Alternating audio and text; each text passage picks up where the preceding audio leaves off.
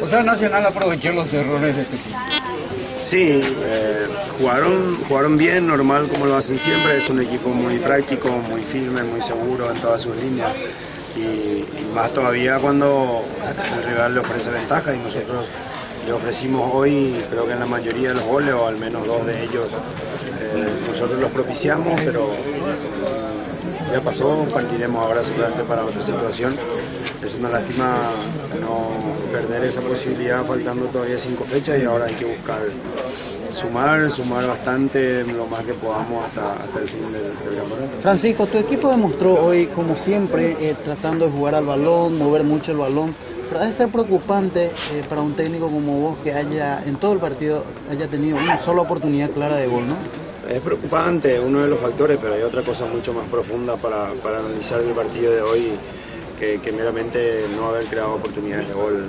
Eso fue solamente el resultado de una actuación fallida, sin realmente la cara del equipo. Después, en eso hacemos mea culpa todos, iniciando por nosotros el cuerpo técnico y por mí mismo, que soy el encargado principal de armar el equipo y de armar la estrategia que se usa a cada partido, y realmente la de hoy no funcionó absolutamente. ¿Se sorprendió un poco el nivel de juego que presentó tu equipo, Chile? Sí, más vale, claro que sí. Si veníamos jugando bien siempre y hasta cuando perdimos con Tacuarí jugamos muy bien.